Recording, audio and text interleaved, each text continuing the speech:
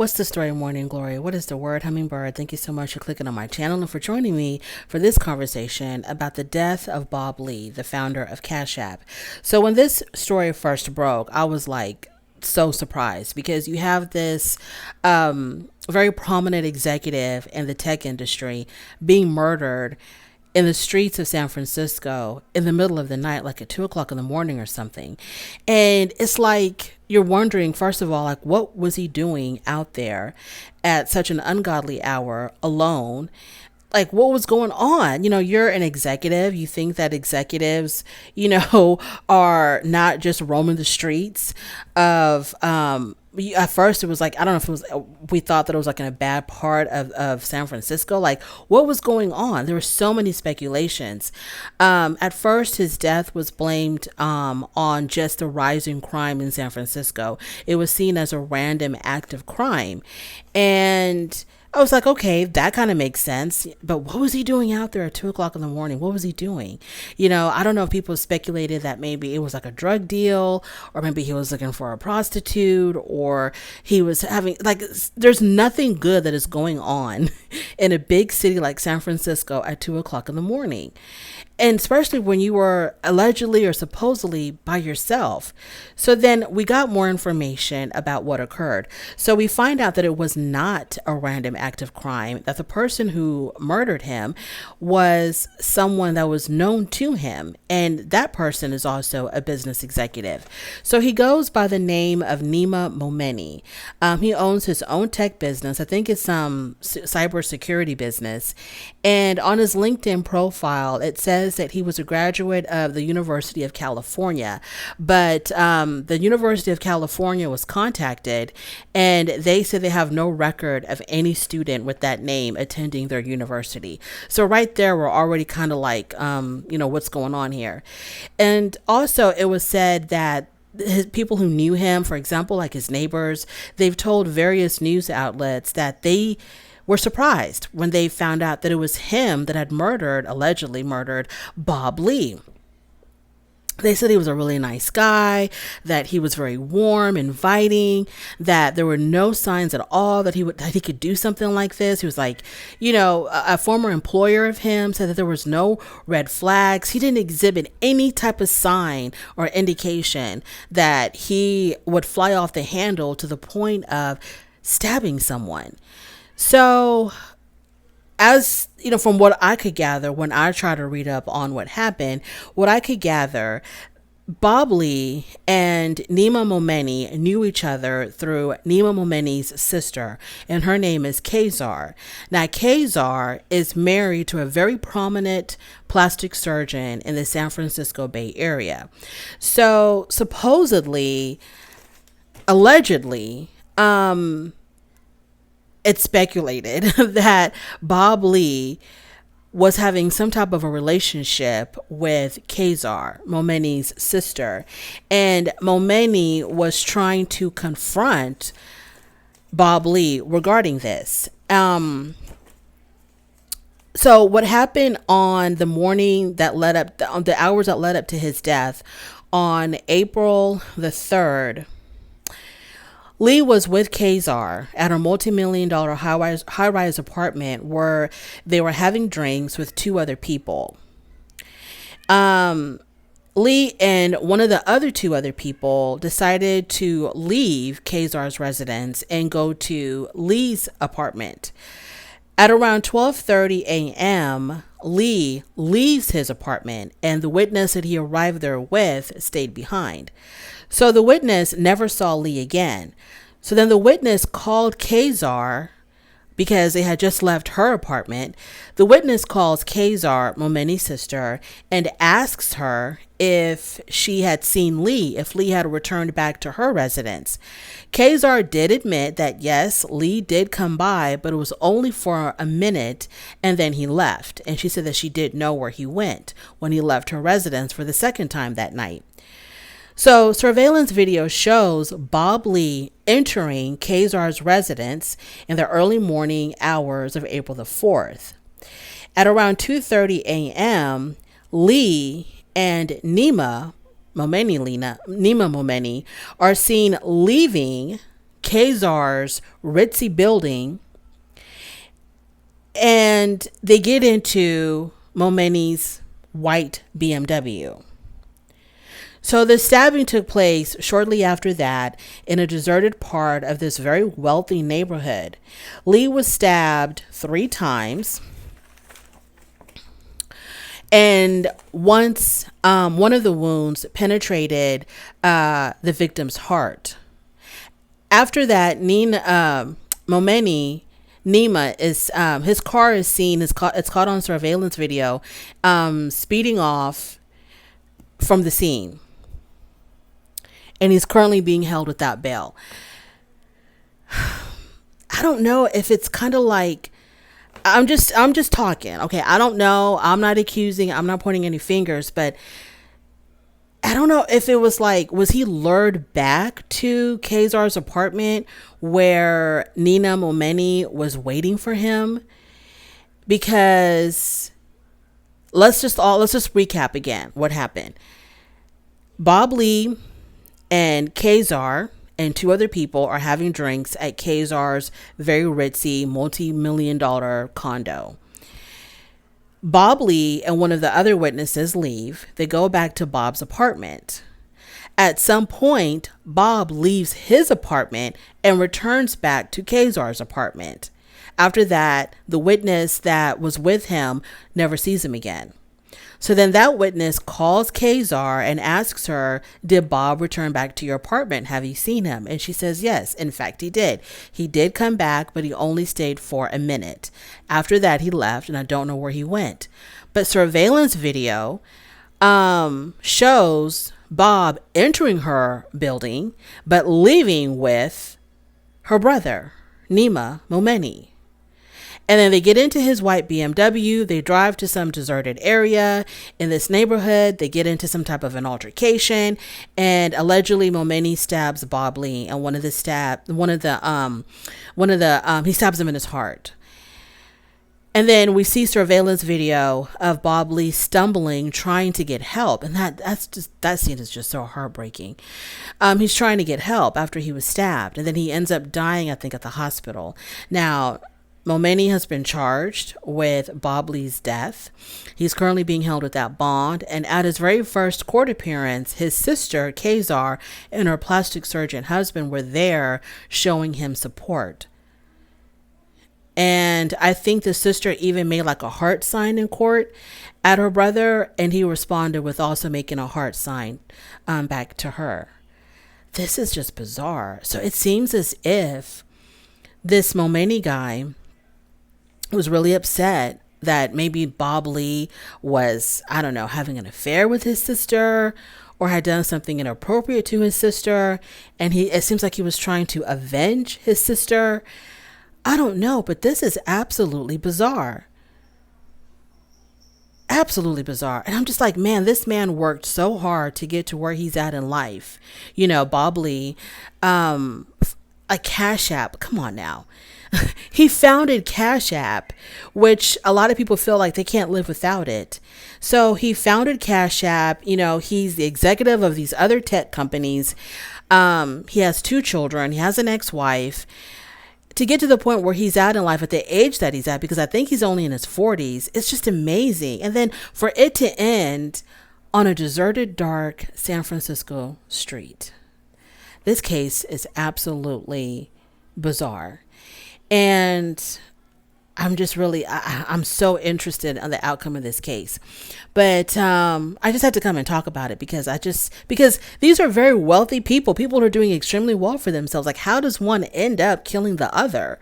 Like, how does that even happen? And what part does the sister really play in all of this? And I hope that she did not lure this man back to her apartment, knowing that her brother was there waiting for him to confront him. Oh, by the way, sometime during that night, I guess it was after they left her apartment, right before, sometime during that night, I'm assuming like before boblee was seen leaving her building with her brother, she sent him a text message. So Kazar sent boblee a text message that said, just wanted to make sure you're doing okay. So that's telling me that when he came back to Kazar's apartment, there was a confrontation there between her brother and boblee, and then the two men ended up leaving together. So then she texted him after they left, just wanted to make sure you're doing okay. I know Nima came down hard on you.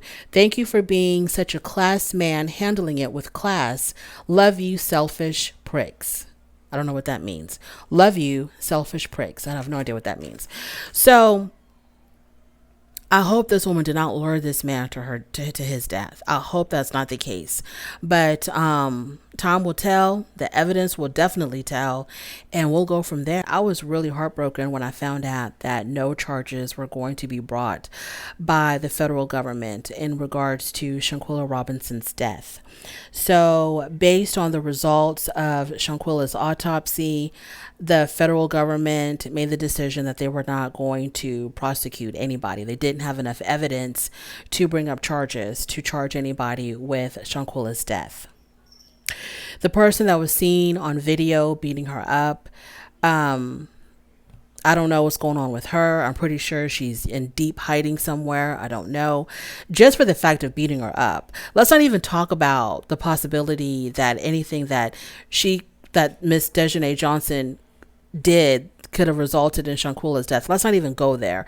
Let's just talk about the fact how she so ruthlessly and callously was attacking this young girl.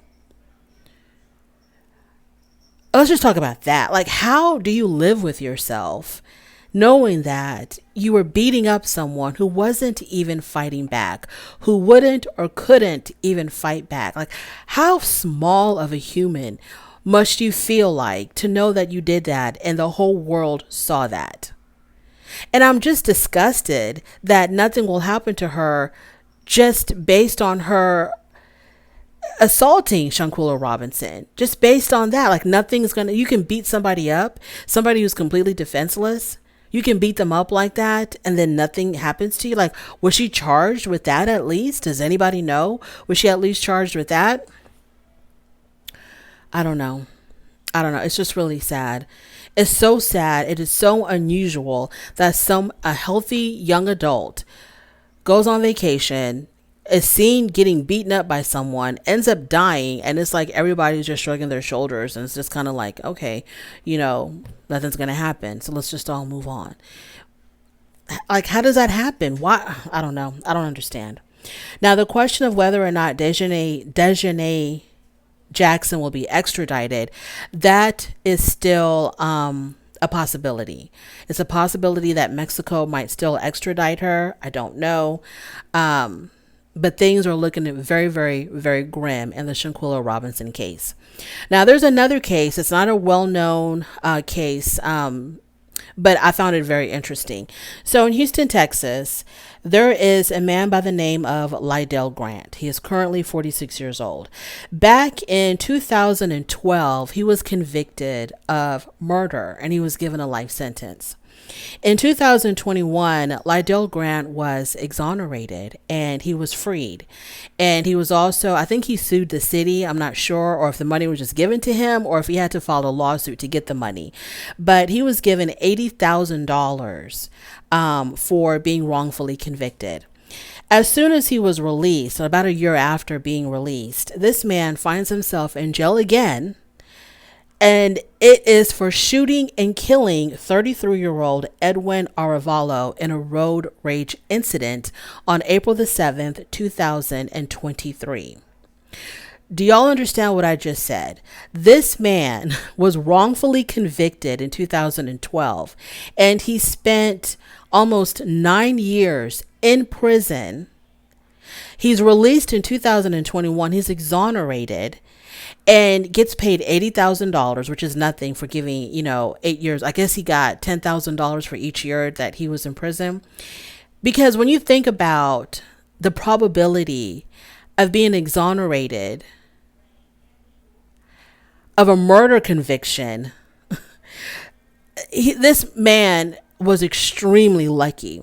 The Innocence Project, which is responsible for his exoneration, the Innocence Project worked diligently to get this man released. I don't even know if anybody can like truly understand the magnitude of all the work that goes into trying to overturn a murder conviction, because you're bringing evidence against the government, telling the government, y'all got this all the way wrong. Okay, y'all wrongfully convicted an innocent man. And for the government to do whatever they need to do to agree with this man being exonerated, it's almost impossible. It's not that easy. So he gets exonerated. He gets a second chance at life, and he lets his anger get the best of him in a road rage incident to kill someone that you don't even know. You don't even know this person. It's not like this person did anything to you personally. It's not like this person was trying to attack you, trying to kill you, trying to attack or kill a loved one. It's not like this person stole money from you, slept with your wife, harmed your children. It's because of a road rage incident, because you could not control your temper and your anger because somebody cut you off or flipped you off on the road or did whatever you could have just driven right past this person and never see this person again in life. But you let your anger get the best of you. You shoot and kill this man. And now you're facing murder charges once again. About a year after you were exonerated. When I read this story, my blood was boiling. It was absolutely boiling because of the dumb decisions that people make when they let their emotions and their anger get the best of them. There is nobody right now within the sound of my voice that has driven on any road, any street, any highway that has not experienced somebody doing something to them on the road that royally pisses you off. And I understand that feeling, like you kind of take it personal, like if somebody cuts you off or someone blows a horn at you or whatever. It's almost to that point where you're so angry when it happens. It's kind of like it's personal, and you want to do something to retaliate, but you have to rise above the anger. You have to rise above the emotions and understand that this person doesn't know me. I don't know them. They might be having a bad day. Maybe I'm having a bad day. Maybe I cut somebody off by accident. You know what I'm saying? Those are the moments that you just really have to, and it's like, it happens so fast. It happens so fast and so quickly that you're in reactionary mode, right? You just want to react. Oh, that person cut me off, or that person, blew the horn at me and I wasn't even doing anything, or whatever the situation may be, or that person took my parking spot. The anger that just overtakes you, it's like it's so intense and it comes over you so quickly, and it's so heated and it's so hot and intense. You want to react, but you have to rise above it and just have to let it go. And that's why when I'm driving on the road, I don't want to get into these kind of incidences. If you want to get in front of me, come on. I'm going to let you ride it. Come on, let's go. Just go ahead and get in front of me. I would rather have 10 cars cut me off and arrive home safely than get into a road rage incident where I'm putting my life or my children's life in danger because I'm letting somebody that I don't even know get the best of me. No, that's not going to happen. And so when I read this story, it broke my heart. My heart was broken for the victim, Edwin Arevalo, 33 years old. His life is over now over a road rage incident. And I'm angry at Lydell Grant. I'm angry at him because just no reasoning skills at all. No anger management, no self-control at all. And after you were sitting in that prison for those 8 years, knowing that you were innocent of this person's murder. By the way, the actual killer ended up confessing. I'm sorry I don't have the details of who the victim was and what the incident was, but the actual killer actually confessed to the murder, and that helped getting Lydell Grant released from prison. And of course, there was also DNA evidence. You were sitting in that prison for 8 years thinking to yourself, why, does the Lord hate me? Why does the universe hate me? I didn't do anything.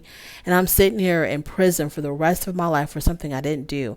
And by the grace of God, you got released. The Innocence Project took up your case. They looked at your case and saw enough evidence there that there was a possibility of you getting released. And now the government has to eat that and have to admit that they messed up. The prosecution, the DA's office, they have to admit that they messed up, which absolutely tears apart their credibility when they're trying murder cases. Everybody now is looking at them with a side eye like, okay, we don't know what's really going on over there, but y'all are known for putting innocent people in prison and not doing, your due diligence and making sure that you get the right person convicted. So the government has to admit to their wrongdoing, admit to their mistake, pay you $80,000, and then you turn around and you let one tiny moment get the best of you. Yeah. That story just blew my mind. Thank you so much for joining me. I really do appreciate it. On your way out, please don't forget to rate the video. If you like this content, please go ahead and subscribe, and I'll definitely talk to you later. Bye.